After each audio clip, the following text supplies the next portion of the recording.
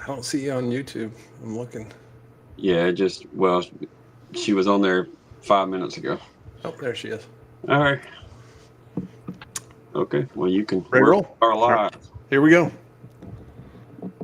We are looking live.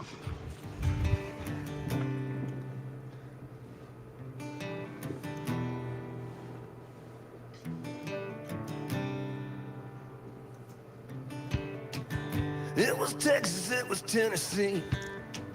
It was what I had coming to me. Howdy, folks. Welcome in. You have arrived at the Texas to Tennessee podcast. My name's Steve. Right up top there, that's Soul Gravy. Howdy, howdy. How are you, sir? Doing good. A lot better since the last time we we spoke. Yeah. Yeah, well, that's good to hear. I was concerned. So, folks, very excited today. Our friend Josh Smith has decided to join us. Thanks for coming in, sir. Man, thanks for having me, guys. Fired up to get to chat with you a little bit, pick your brain, and ask you some random questions. All right. Folks, if you are on YouTube, thank you for joining. I appreciate it. We appreciate it on Facebook, allegedly on TikTok tonight as well. I think maybe not on TikTok tonight, but come join us on YouTube. Stripped back. We are as stripped back acoustically as Texas, Tennessee. That's right. Excellent.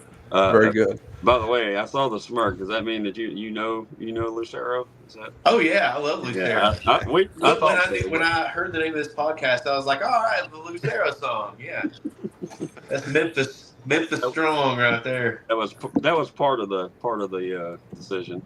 Yeah, it was. Great band. Yeah, we actually could spend an hour talking about Lucero if you wanted to, Josh. But I think for the benefit of the viewers, I don't know. Would you mind maybe just taking a couple minutes and giving us a little bit of your backstory? Yeah, sure. So they say my name is Josh Smith. I'm from Clinton, Tennessee originally. That I front a band called Handsome and the Humbles out of Knoxville, Tennessee, and we've been making songs together for about since 2014, I think, is when we released our first EP. And yes, we play some alternative kind of stuff. And I moved to Texas a couple of years ago. I also have a solo project called the Reverend J. McKell Smith and the Brimstone Miracle. That stuff got pulled off of the internet recently, but I'm gonna get it back on there. But I'm originally from Tennessee, moved to Texas 2 years ago to be with my girlfriend and her son, and I love Texas. It's great. I like the food here. So, yeah, man. Absolutely. Well, in honor of your move from Tennessee to Texas, we'll call it the Tennessee to Texas show tonight. So, Hell yeah. Yeah, very nice. Sometimes we get it the other way, so this is kind of cool. Yeah. Alrighty. Well, you dropped a hint, Soul Gravy. I hope you were paying attention. Clinton, Tennessee, is the name of the town that you're going to get quizzed on tonight. So, okay. I feel like you should have a little bit of a home court advantage, even though it's on the other side of the state. Maybe. Okay. Well, we'll see. On who it is. Named after George Clinton and the P-Funk All-Stars. All right, okay. All right. Obviously. Well, it's funny. I went down a little bit of a rabbit hole because I had time today, so I did a little research on Clinton. Yeah. Clinton originally, founded in 1801. Yeah. 1801. That's pretty impressive. A lot older. Been around for a while. Yeah, George Clinton. I think he's that old. Did he go to school in Denton? I think maybe he did. Anyway, that's unrelated. But yeah, so it used to be called Burrville. Yeah. And Burrville, Aaron Burr, Alexander Hamilton, that whole drama, they thought it was kind of a bad look, so they changed it to Clinton, named actually after a guy named George Clinton. Yeah. But different. Worked out better, probably. Yeah, for sure. Could you imagine being the Burrville football team? Yeah, no, that would be tough. So we're just gonna cheat, right? Kill our friends. So population, according to the 2020 census, of about 10,000 folks. I don't know. I want to say within 20 to 30 minutes of Knoxville. Is that fair? Yeah, it's about 20 minutes. Okay. 30 minutes if you hit the big time Knoxville traffic. Would it be considered today a suburb, or would it more kind of a freestanding Yeah, it's still farming its own community? Or town. It's still it's its own thing. Yeah. But yeah, it probably is considered a suburb. It's about 8 miles from Knoxville. okay. Like 8 miles north of Knoxville. All right. Cool. Well, Soul Gravy, we have some folks to ask you about. Okay. Are you ready? Yeah. Oh yeah. All right. Charles McCrae. I don't think I'm familiar with his work, but let's phone a friend. I Josh. Charles McCrae was an offensive lineman and defensive lineman at Clinton High School. He was an All-American at the University of Tennessee, and went to the NFL. Played in the NFL for several years. He used to come to our practices when I played high school football. He used to come to our practices at Clinton, and it's Charles McCrae, that 7-foot dude over there. Yeah, it's impressive. Yeah. We were all like super impressed with Charles McCrae. So I think if I'm not, well, I very well could be wrong, but I think he played for the Seahawks. he may have. I know he played for the Buccaneers. Okay. That's what I remember. Yep. For sure, but Probably correct. he may have. All right, you're 1 for 1, Soul Gravy. Good job. Good use of the phone and a friend. Going to get significantly more difficult here. Oh, great. Okay. There goes that home state advantage. Okay, we'll stay in the general vicinity. Larry Sievers. Well, let's phone a friend again. Yep, good idea. Maybe I should stop giving hits. No, you're doing good. Well, I mean, it's actually more interesting when the guest knows, contributes. Crazy deal about Larry Sievers. So Larry Sievers was an All-American wide receiver at the University of Tennessee. Also, he played for the Seahawks. I think that was Steve Argent was a Seahawk. So you really only needed one dude. Yeah, he was pretty good at that time. But my best friend growing up, Justin Mays, his mother's maiden name was Sievers, and she was Larry Sievers' cousin. So Oh, nice. My best friend growing up was Larry Sievers' second cousin, right? It's impressive. Yeah, man. I know all about this. There are streets in Tennessee not named after Larry Sievers, or in Clinton, not named after Larry Sievers, but named after his family because they were also big into politics and stuff. Okay. All right, cool. Well, 2 for 2. Soul Gravy doing better than I thought you would. Killing it, man. All right. So proud of you. Soul Gravy, the McCameys. Yeah, I'm not familiar. It's a family Uh-huh. from Tennessee. What would a I got family? that part, yeah. Yeah. Well, what might they be well known for? I'm not sure. Well, I mean, we'll still let Josh contribute, Okay. but I'll say I don't know. It's fair enough. They're up to some misbehaving, singing some Southern gospel music. They are a Southern gospel group, Clinton, Tennessee. Okay. I know a lot about the notable people from Clinton. Apparently, yeah. Around during my lifetime, I guess. Yeah. Well, 3 for 3, Soul Gravy. This is the best you've ever done. I'm on a roll. I'm gonna give you one more. Okay. This one is gonna be pretty difficult. Okay. Paul Turner. Oh yeah, Paul Turner. Yeah. Good old Paul. Yeah. I'm not sure. I mean, I do know a Paul Turner, from my area, but I'm From Tennessee. I mean, not the same one. probably not him.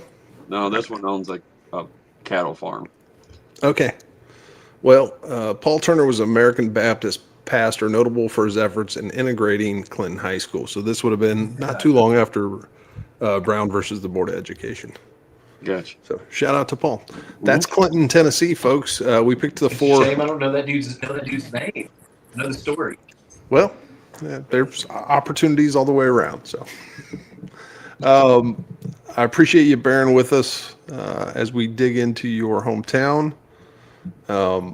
Josh, I do want to ask you a little bit about. So we have this question called the pie question, and it helps us determine kind of where you sit musically. So Okay. it's an odd question, but just bear with me till I get to the end, and then it'll make sense. You'll So, simplify. yep, I'm going to give you a musical pie, God. and you're going to divide it into 4 sections. Those 4 sections are songwriting, recording, performing, and then the 4th slice of pie is anything that doesn't fit into those first 3 slices. So everything that has to do with the business, the back end, booking, social media, stuff that a lot of folks, maybe it's not their favorite thing to do. Right. But I'm not trying to push an answer to this question. Where out of those 4 slices do you think you kind of naturally go to, or where do you gravitate to? I definitely gravitate towards the songwriting. That's the thing that I would do whether I was performing or not. Like, I'm gonna write songs. I enjoy it. I feel like a compulsion almost to do it. Then performing, I love performing, man. It's fun. You know, it makes me. I don't know how to explain it. I need to do that too. But if it was between those two, like, I'd write songs. Like, I don't need to go out and like just Right. perform. I can annoy the people that are closest to me without having to get on stage. but like, and then after that, I'd probably say, what were the 4?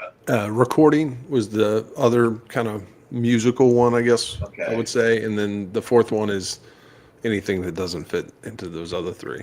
Okay, I like recording too. It stresses me out a little bit, but most of that's because I feel like I have a bunch of really talented friends, and here I am having a bunch of really talented friends humoring me. Like, good job, little buddy. And I'm sure they then feel the same way.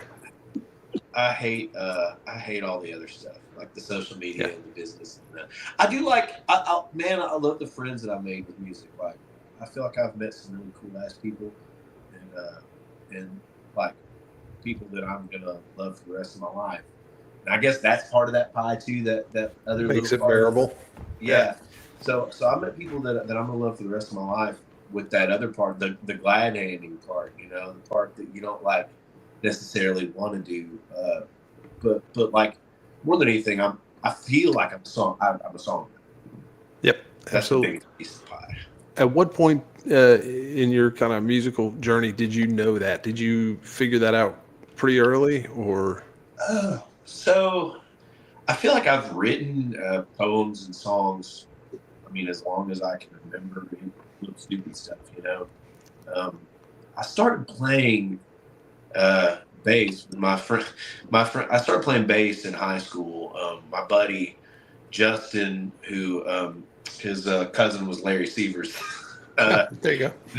His dad bought them a couple of guitars and a bass. He and his brother, he bought them guitars and a bass, and they both started playing guitar, and I was kind of stuck with the bass and started playing bass, and but even then, like, I started writing songs, then I started playing in bands probably when I was about 18 years old. I was writing songs, but they didn't really fit in with the bands that I was playing with, so they just kind of got, like, I had all these songs that were kind of in my pocket or whatever. I don't use any of them now, but but like, I always felt drawn to writing songs, probably more than any other. I knew it right when I started playing music that I like writing songs. Makes sense. This is a super overworn podcast question, but like, part of me thinks it's an okay question because we're all interested in it. But I do want to know what's unique about your songwriting process, or is there anything about your process that maybe is a little bit different in terms of how you go about it? Man, I don't know if there's anything unique. I feel like most of my songs not most of, but a lot of my songs, a great deal of my songs, have happened either like when I'm riding in the car. Like Okay. I'll start writing songs when I'm in the car, and I've got so many like little, like really crappy sounding voice memos in my phone where I'm just kind of, and like I'll read somebody's bumper sticker and get pissed off or whatever, and start singing a little line into my phone. I don't know if that's unique. I feel like we all kind of. It's easy to write songs when you're by yourself. I don't know about easy, but you get what I'm saying. Like that's the genesis of a lot of them. Just riding in the car.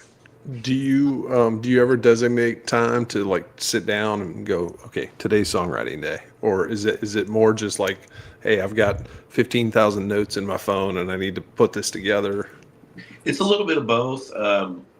Sometimes songs just kind of come and it's really easy. When I get to a point where maybe I've not written a song in a time period that I find acceptable, I'll sit down. I'm gonna freaking write a song today. Right. Sometimes that works really well. I know that some of the people that I like, I've heard some of my songwriting friends be like, I write songs whether I feel inspiration to do so or not, or it's my job. I write songs, and I would like to say that I do that, but I feel like it's a mix, if that makes sense. Like sometimes I'm like, I'm writing a damn song because I haven't written a damn song in a week or 2 weeks, time, or right? a month, and it's time to like I need to produce something. Sometimes it works out great, sometimes it's crap. Do you have any specific songwriters that you maybe are especially influenced by, or maybe even motivated by? I love Steve Earle. I love Lucinda Williams. Williams is probably. There are times when I'm like, Lucinda Williams is my favorite song. I think it's a lot of because I feel like she can write about anything. I feel like Steve Earle can do that too. I wish he'd write more songs now. I know he's doing all the like tribute albums to everybody. Mm-hmm. We talked about this before we got on, but like I'm a big Ryan Adams fan. I know he kind of, whatever. He's kind of hard to bear with sometimes. Right. But I love, and he's the guy that's like, writing songs is my job, so I'm gonna write songs whether I feel like it or not. And so yeah, but those are three people I can think of immediately that I always kind of think about as people that I really enjoy their songwriting. I think that definitely helps in terms of wrapping our head around. So first off, folks, you're going to hear a song at halftime because we like to do that, and it gives the opportunity for you to maybe be introduced to an artist that you might not be familiar with. But I think it does help to kind of know where your brain sits and any potential influences and those kinds of things. So. Yeah, I'm not a huge songwriter by any means, but I actually had that moment happen today, where I put a note in my phone that I actually made it kind of a somewhat like funny, I guess, jokingly comment on one of our past guests' TikToks today, the Waymores. Okay, yeah. The Waymores had a TikTok where he was riding like a motorized horse, like a gas station or a grocery store horse, and he's like cheesing, and she's embarrassed, and I was like, basically it was it didn't cost very much, it cost very little to have a smile that big, something of that nature, right? And we laughed about it to start with, and then I was like, well, shit, that's actually, that's a really good thought and a good line. Yeah. That'll probably where it'll stay from now on. So yeah, and thanks for the help in the trivia. That was that kept me afloat this week. I'm sorry, I felt like such a. Yeah, I know this one. All right, so I was curious about when you actually started songwriting. We got kind of your process and all that kind of stuff, but when did you feel like that was something, like how old were you when you dove into this? A lot of people start really, really young. A lot of people find it later. I probably started like I feel like there are kind of like stages of it. Right. I feel like I've always kind of written songs again, like just kind of I started with just kind of stupid stuff as a kid, you know, whatever. And then I remember like my sophomore year of high school, I was in my English class. We would do like we would start every class with journaling, and I would a lot of times write poems or kind of things that I thought were songs in that class. Um, I probably started writing like trying to write songs like as a regular practice. Um, when I was in my first band, I was in when I was in college, I was in this Christian band called Proof of Purchase. Um, and I didn't sing. I played bass in that band. I was afraid to sing in front of people. And, but I tried to probably start writing songs as a practice. That time I was 18 years old. And then I've never stopped like since then. You know, there are times that I've been more productive, but I've written songs as a practice and trying to write songs regularly since I was 18 years old. And I have to piggyback on what you just said, because I can relate to that as far as scared to sing in front of people. Because then I bet a lot of musicians could be the same way. Yeah. So when did that happen for you? You know, was there a moment where you kind of forced into that situation, or what happened?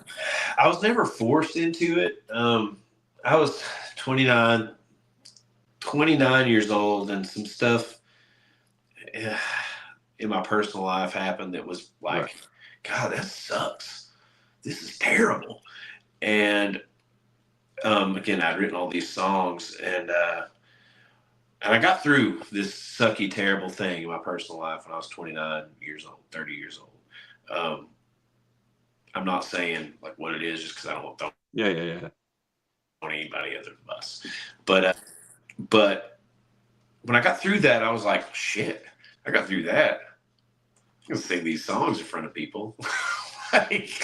like how bad can singing in front of people be if I've just experienced like this like soul crushing, you know, whatever in my life. Like, and so I was just like, whatever, man, I'm just gonna show people my songs, I'm gonna sing them. And so I was like, I kind of got started late at singing in front of people and performing my stuff. I was about 30 years old when I finally was like, whatever, man, I'm gonna do it, you know. Did you find the people were way more accepting to that than you thought they would have been? The visions you had in your head were not. Yeah, man. The same. Yeah, absolutely. So like people close to me were like, this is good.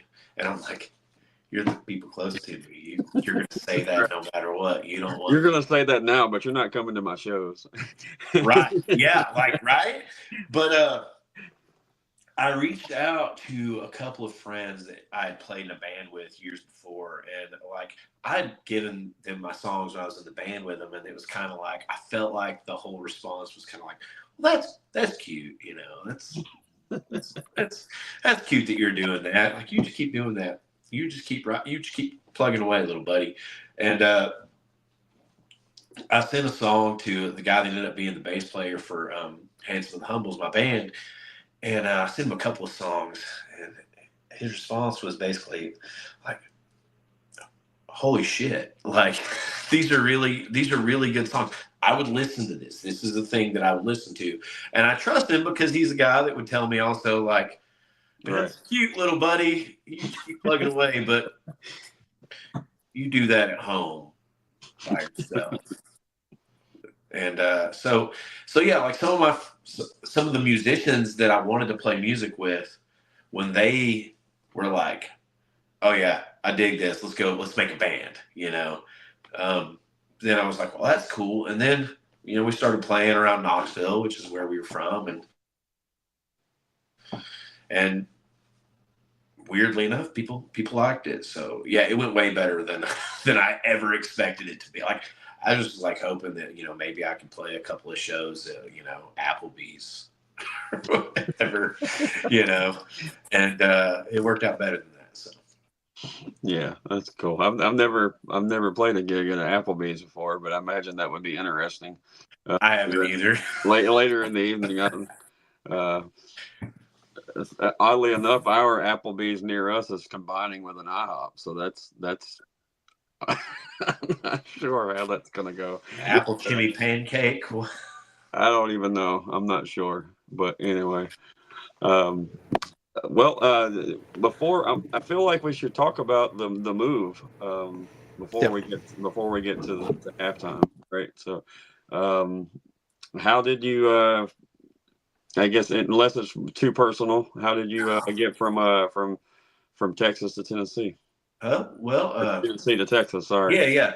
So I came to Texas for the first time in 2019. Did a little tour, and like when I was out here, and that was also kind of around the time that I was going through what ended up being my divorce. But like when I was out here, I was like, Texas is a cool place. I can do Texas. I like Texas. I like playing in Texas. People, even at places where I don't think people would listen, they listen in Texas. It was a really cool experience as a musician. And I really liked Buc-ee's, but then HEB, so like that was kind of in my mind, and I work a real job. I do physical therapy as a real job, and I after my divorce, I was like looking at travel jobs here, but I ultimately decided to stay in Tennessee. But in 2022, I started talking to this girl, Carrie, who had written a review on my solo EP, Reverend J. McHale Smith and the Brimstone Miracle, Dogwood Winter, which is, again, it's not on the internet anymore, but it will be again, I assure you. But we kind of became friends over me talking a couple things. I started talking about how awesome the band Cracker is. I love Cracker. They rule. And also Camper Van Beethoven. And but also I started talking shit about Bad Company. Not that I don't think Bad Company is awesome, but I think there are other bands that kind of do that are more awesome, I know. Cancel me now. Well, they're not in the Hall of Fame, so you might be But we kind of became friends through that, and then the friendship became something more. And she lives here in Texas, and so I was like, well, I want to be close to her. And so I moved to Texas, and here I am. I love Texas. We live in Denton, lived in Whitewright. Anyone familiar with Whitewright? It's close to Oklahoma. It's out in the middle of nowhere. We lived there for the first year that I was in Texas, and it was cool. I really liked it there too. But I moved down to Denton. But I came here to be close to her and close to her son. They're my family now. So yeah, it's cool. I love it here. You got something to say, or you? Yep. So we are at halftime. Josh, if you don't mind, can you give us a little intro on this Draw Some Blood song? Yeah, man. So Draw Some Blood is the title track to the new Handsome and the Humbles album, which we released at the end of June. And I wrote it. My dad was a professional wrestler in the late 1970s, early 1980s. I mean, he did it. He wrestled professionally until 1992, but he did it. It was his full-time job from 1975 until 1980, until I was born, basically. Okay. And so I wrote that song. I took some characters that he used to tell us, me and my sister's stories about these guys that he wrestled with when he was coming up. And so I wrote this song. It's kind of a mashup of stories of some of the characters, some of the wrestlers that he knew. And it's kind of a a tribute to my dad, like in a way that like, man, you gave me these cool stories, things that I would never even imagine, right? But also like it's kind of sad because a lot of these guys kind of talks about, and I don't want to like blow the whole song, but like kind of talks about like my dad wrestled during the territory days back when like there was the NWA and dudes would wrestle like in the southeast and they do things in this area for a few months and then move on to this area and move on to this area, and they could always make money because they could always bring their story to these different areas. And like I'm talking too long, I'm sorry. No, this is good.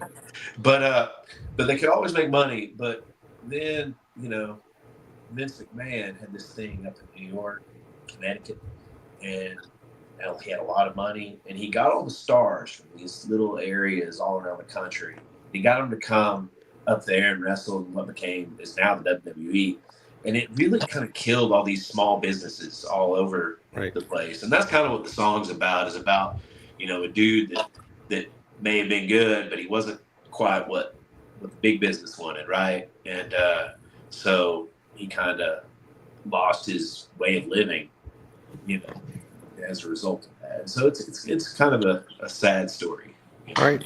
Well, I'd like to apologize in advance because once you alerted Soul Gravy that there was professional wrestling involved, the remaining 30 minutes is going to be about that. So, folks, give this a listen. If both y'all could go silent on this, we'll get the best cut of it.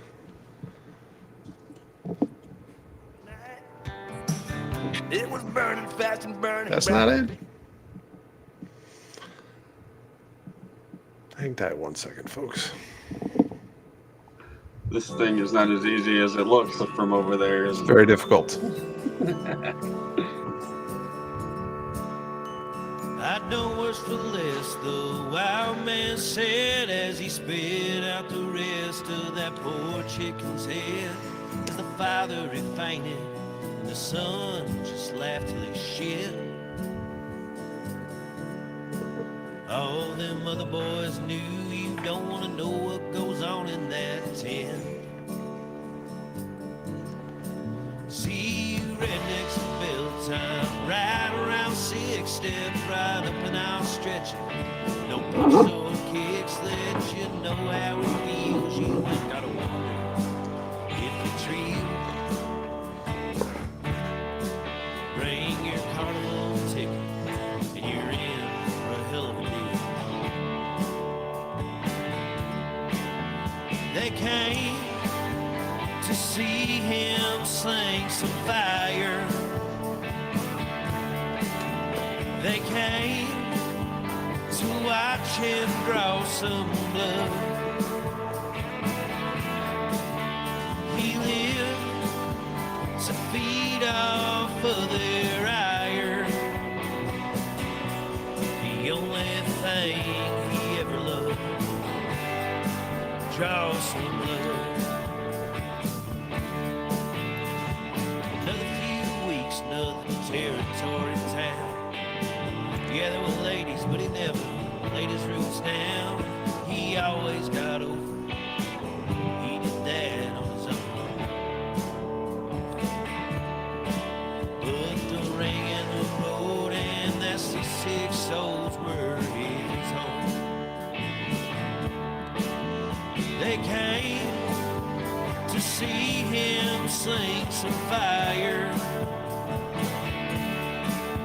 They came to watch him draw some blood. He lived to feed off of their ire. The only thing he ever loved, draw some blood.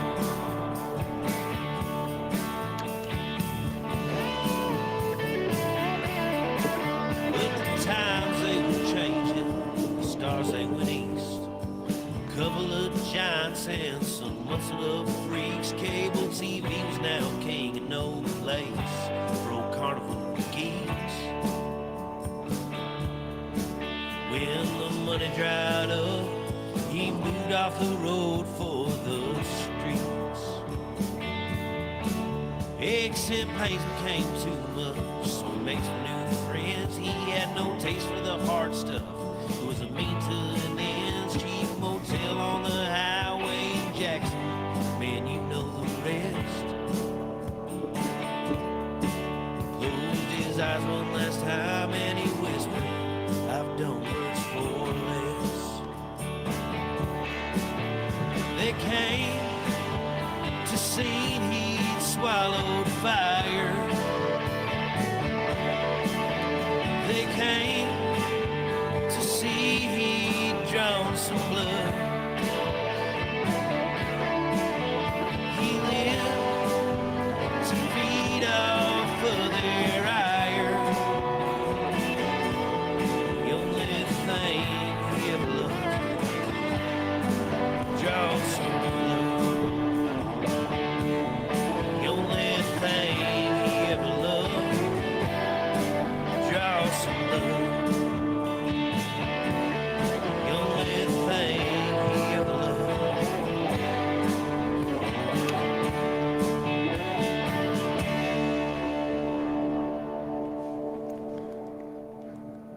There we go. I got to remember to stop it now. Fun song. It meant something completely different to me Cool. until you gave us a little bit of the backstory, front story, whatever you want to call it. So That's the cool thing about songs, right? Like, yeah, for sure. Like I had built up this entire different story in my head, but there was an organizational aspect to it, but I didn't know it was about wrestling. So You can hear this like Sun Volt. oh, for sure. You know what I mean? That kind of Ooh, that kind yeah. of thing going on too. So Yeah. that's So legit. it's funny you brought that up, Soul Gravy, because I was going to ask okay. the next question. Well, the first question was for Josh, and the next one was for you. Uh-oh. But Josh, when you play your music with Handsome and the Humbles, I assume you get people that come up and say, "Oh, this what you do kind of reminds me of this." What's the typical answer that you get, or the comment that you get? Well, we've been told like Uncle Tupelo and Sunvolt and Wilco. Somebody told me John Cougar Mellencamp one time, and I was like, "That's cool." Like, Yeah. you know, but yeah, it's kind of a lot of that. A lot of the stuff, glad it was a lot of the stuff I like. You know, trying to think if there are any really weird ones, but usually it's kind of in that vein though, like Tupelo and Sunvolt. Well, so I had the benefit of getting to see you live a couple times, and I don't know that I knew about the main or the other band. So, obviously, acoustic live is a very different sound than It is, this, and I was like, oh, this is really in my wheelhouse. Like I knew it was either way, but yeah. then I heard it. I heard the full production, and I was like, oh yeah, this is great. So Soul Gravy, my question to you is what did you hear, if you were trying to pick something that maybe reminded you of that? Honestly, it reminded me of Drive-By Truckers. Yeah. Hell yeah. The earlier, you know, the Carl Perkins Cadillac kind of. I'll take it, man. Yeah, for sure. Well, Yeah. the bands that I put down, so I put Sunvolt, I put Drive-By Truckers, I put the Jayhawks. I don't know if you're familiar with them. They're a band out of Minnesota. So much, man. Yeah. It's one of my favorite bands. And then Green Grass, maybe my favorite album today. oh yeah, it's such really good. We're trying to get them on. I don't know if that's going to happen, but old 97s, and then I also picked up a little bit of like earlier American Aquarium.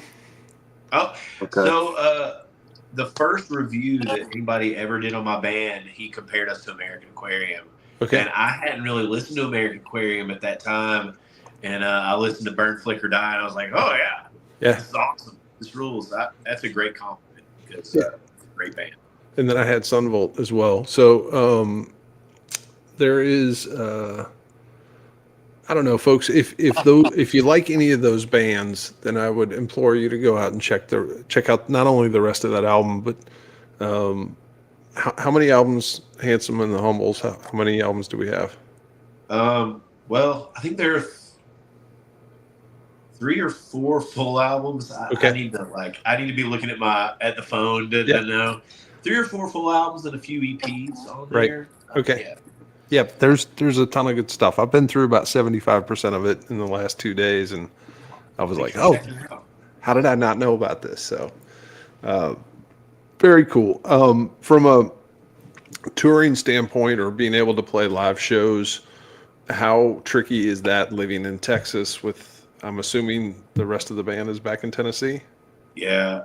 Most of the playing I'm doing by myself. Okay. Right now, I'm actually doing a lot of duo shows with a guy that lives here in Texas, Daniel Markham, who is, you guys need to get him on. He's a killer songwriter. Yeah, we'd love to. He used to play in a band called Thrift Store Cowboys, which Amanda Shires was in. Yeah. He was he played guitar for Amanda Shires for years. Daniel Markham is a freaking treasure. But I've been playing a lot of duo shows with him. But I have a band show coming up here in Texas here in a few weeks at a festival, the Old Bolivar Station Songwriters Festival in October. But nice. But I've been playing mostly solo stuff. It's really, the band is in Tennessee. They don't really. Everybody's got families and jobs. Yep. Kind of, we play when we can. It's more of we record stuff now and play shows as we can, but it's mostly in East Tennessee when we play together. Makes sense. Can you talk a little bit about the I don't know if you would quantify it as the alt country scene in and around Knoxville, but I feel like that is something that maybe doesn't get all the attention that it should. No, man. Especially a few years ago, that was. Yeah, there were some killer bands in the East Tennessee, the Knoxville area. First band that comes to mind for me, which is probably the first all country band that I remember hearing that wasn't. I think the first all country band I can actually remember hearing is Whiskey Town, which is not Tennessee, but like the first band after that I can remember hearing is the V-Roys, which I don't know if you're familiar with Scott Miller. Yep. Scott Miller and Mick Harrison, who is about to release a freaking killer album. He's in Knoxville now. He's from West Tennessee, actually, originally. But great bands. The Everybody Fields. I don't know if you're familiar with them. Sam Fenn and Jill Andrews. Josh Oliver is great. But man, there has been great music in the Knoxville area, great alt country music in the Knoxville area. I remember opening a show for Robbie Fulks one time, and this guy R.B. Morris was there. I don't know if you're familiar with R.B. Morris, but he's a killer songwriter. And Robbie Fulks was like, and I think Robbie Fulks is a big deal. Robbie Fulks was like, holy shit, R.B. Morris is here.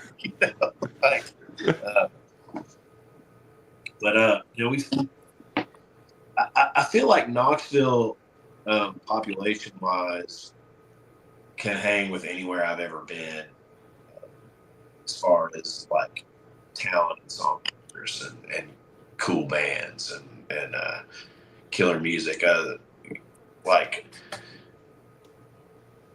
And nobody knows about it, Yeah, is it a little bit of a? I mean, I don't know if this is fair or not, but is it a little bit of a chip on the shoulder that kind of feeds into that alt scene, not being Nashville? I think so. Yeah, I think it's kind of. I feel like a lot of it. A lot of the music that I love, a lot of the Knoxville bands that I love, it's kind of the whole thing is like a middle finger. Yeah, for sure. So yeah, I think there's something to that. I mean, Okay. yeah, definitely. Cool. Are you a Meat Puppets fan? I do like the Meat Puppets, All but right.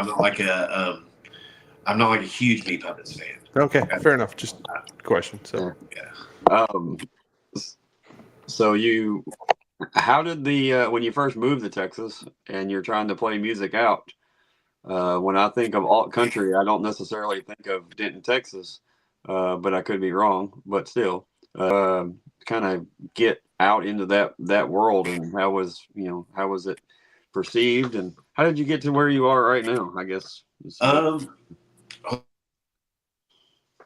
so, hey man, Slobberbone is from Denton. That's Slobberbone, they're killer. But like, um, I ended up in Denton because the real job I worked was in Denton, and but I knew Denton had like a really good music scene, a lot of talented people here.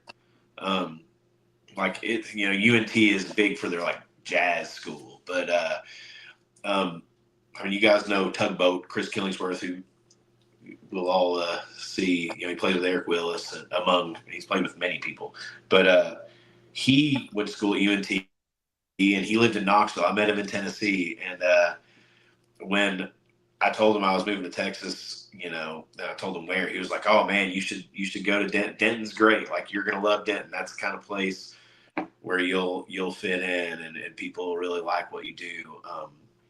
And it's been cool. Things have gone well. Here.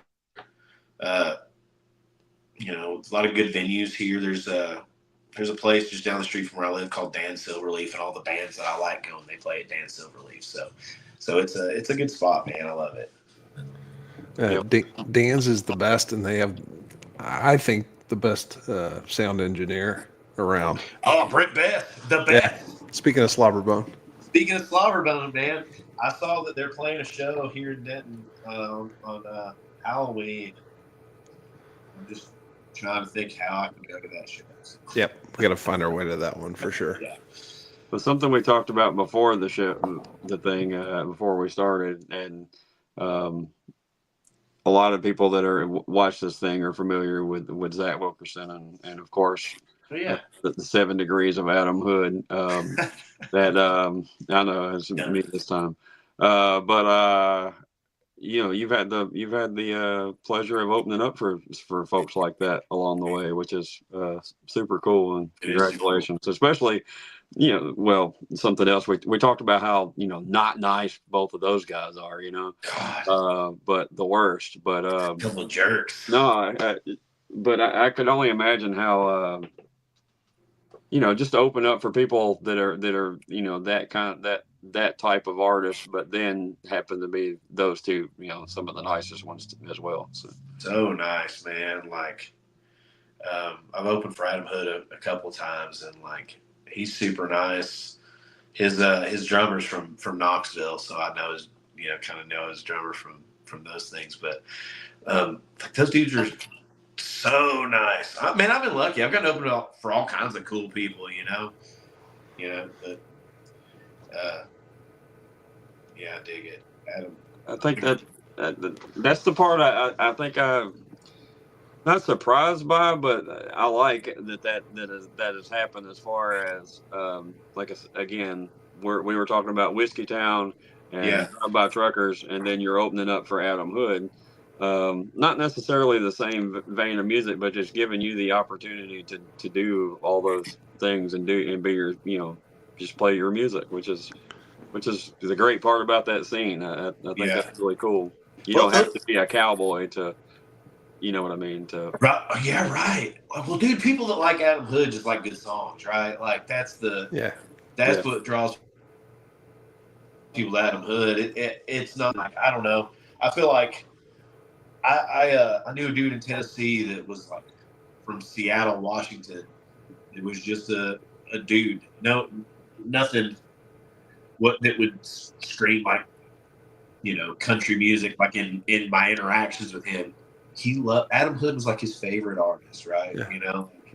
Because he liked good songs. There's no better second verse writer than Adam Hood. Dude, he's just a monster. Killer, man. Yep. Well, Soul Gravy, I'm surprised you didn't have a wrestling question that you wanted to ask.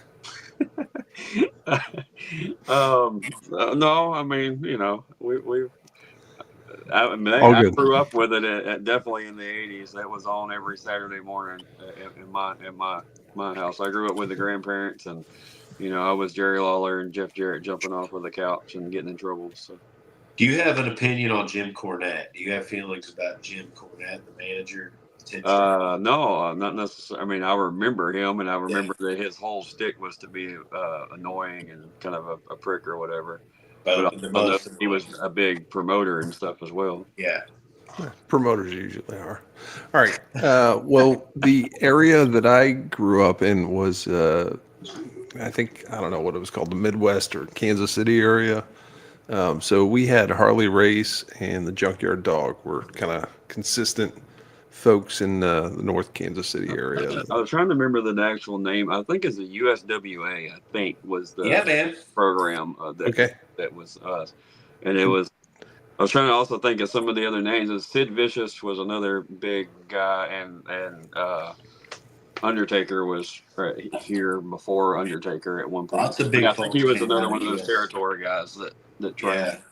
Now, did y'all get Atlanta, or was Atlanta a different territory? No, I did. I got Atlanta. Okay. So I remember getting cable TV. So this dates me a little bit, but we would get WTBS and they would always have on, the Atlanta area. Yeah. And man, like the world kind of changed because I just thought wrestling was a thing that was in our world, So anyway, super cool. Yeah, man. And all these. Yeah. In our area, the weatherman was the color commentator. If that tells you how big of an Oh, operator. okay. Yeah, I love it. Shout out to the That's weatherman. how it was, though. That's how it was. Just like, dudes. So one of the territories my dad wrestled in was called the ICW, which was owned by Randy Savage's family in Kentucky. And like Miss Elizabeth was a person that Randy Savage met at the gym. And then she started doing my commentary. Like, it was just a gal. Yep. from Lexington, Kentucky. All right, Josh, we're going to get into the rapid fire section, and then Soul Gravy has a pretty significant question he wants to end the show with. So if you are ready, we will hop into the rapid fire. All right, let's do it. All right. Jude says, "Call it theater wrestling." How dare she? In the chat, It's different in Australia. So shout out to our international listeners. We appreciate you being here.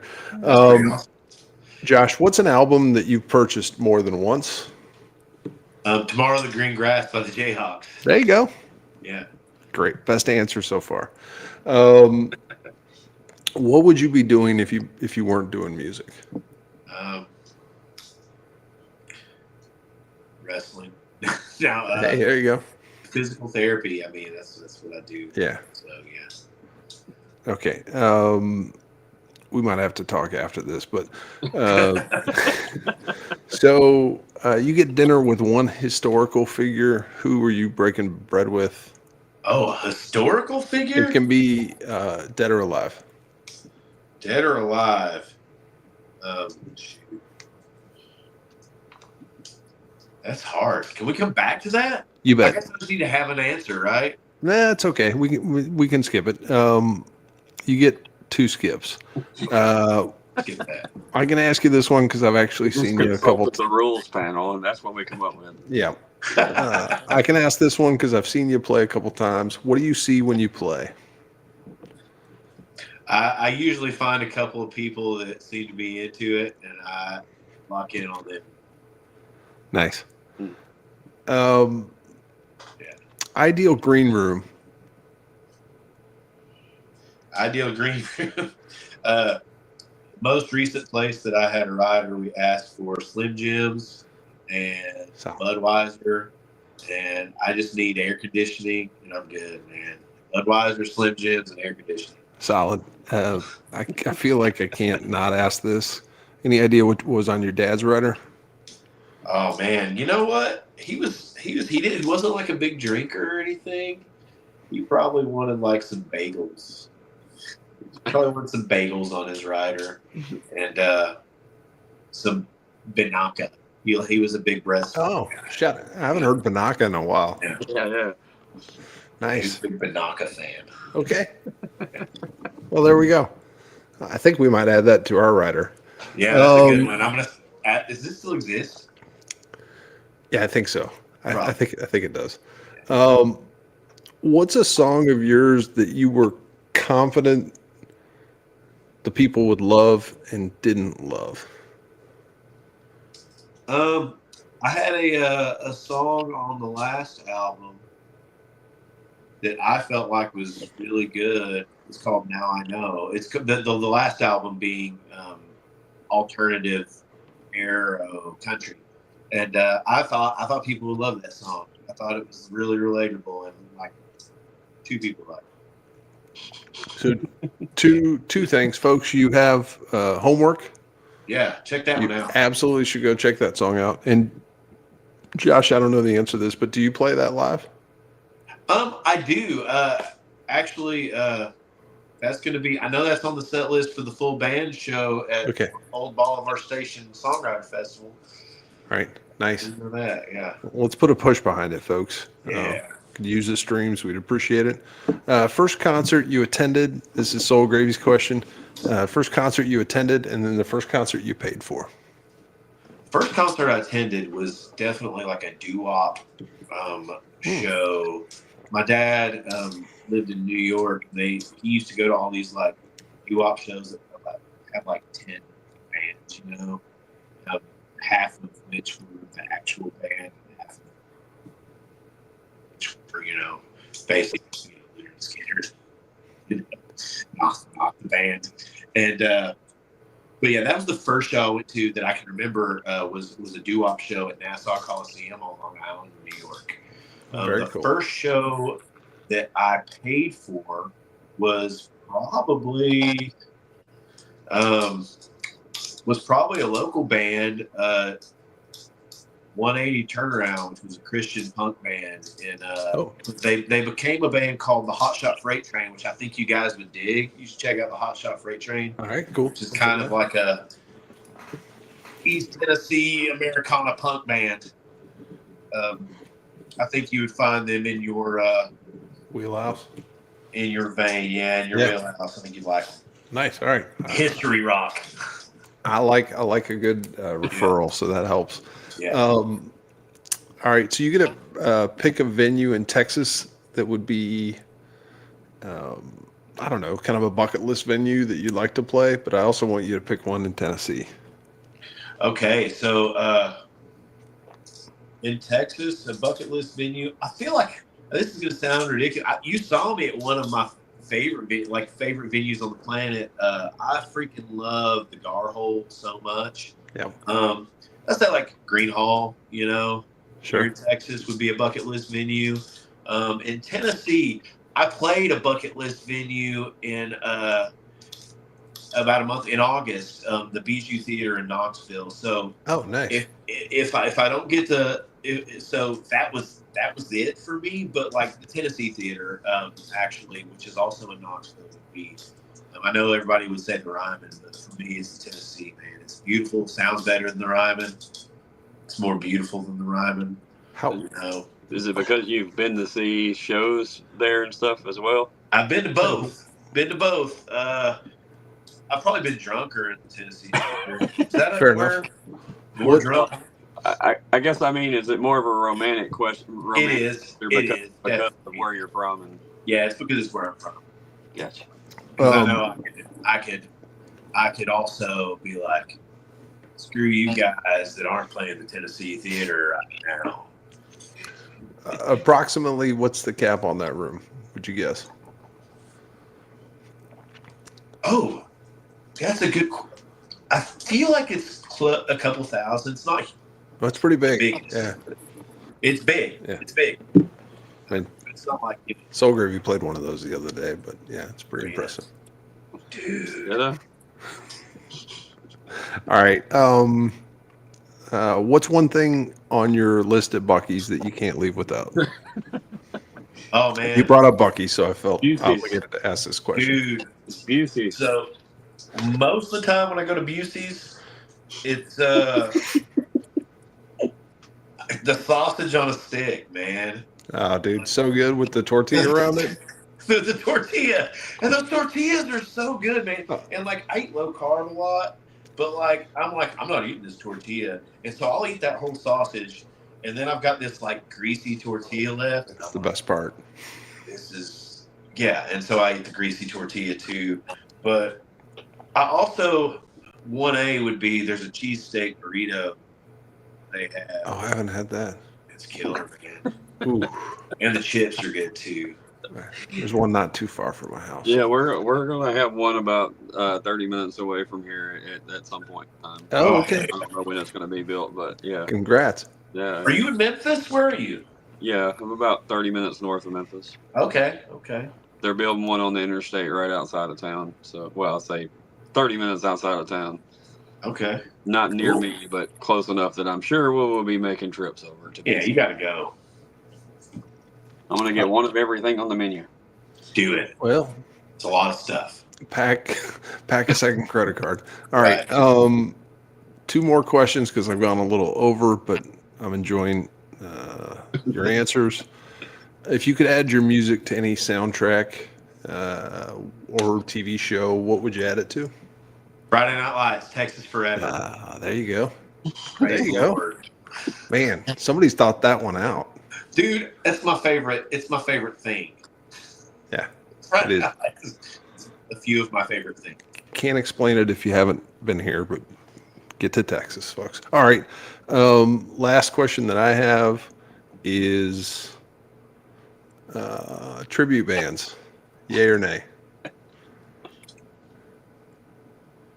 Oh man, I always felt kind of nay on it. Yeah. But when you see a good tribute band, Right. and then like when you see tribute bands of like bands that like you can't see anymore, Right. I don't know, man. I'm kind of in between. It's I've fair. got some friends that play in tribute bands, and they're much better musicians than I. So I'm gonna say.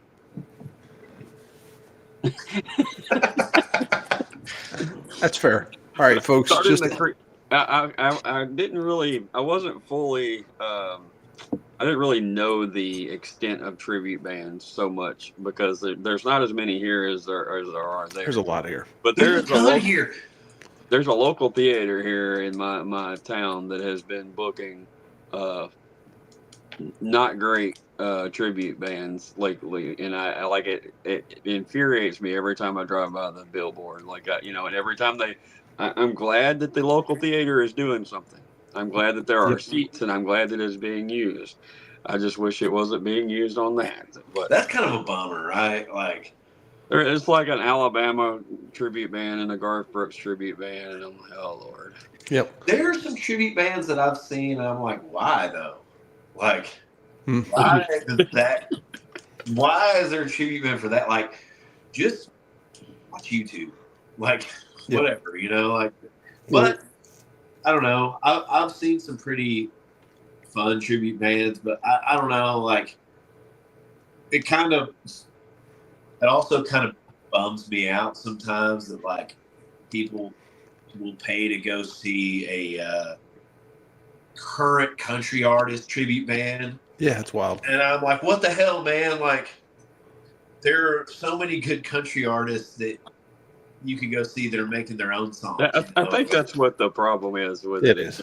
That's my issue, yeah. Well, one quick point, Okay. because we can't get too far down the road without doing a little promotion. There is one tribute band that y'all should step up to go see. Mint Still, October 15th in the Stockyards. You'll meet this guy right here, Soul Gravy, and you'll meet, sorry, I gotta go this way.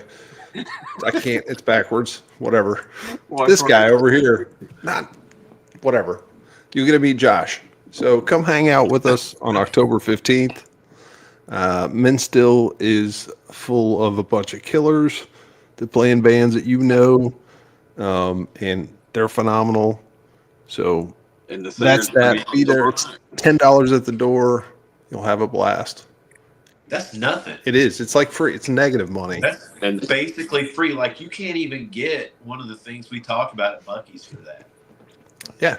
Well, we wanted to make it affordable, but if you haven't seen Men Still yet, you should, because it's amazing.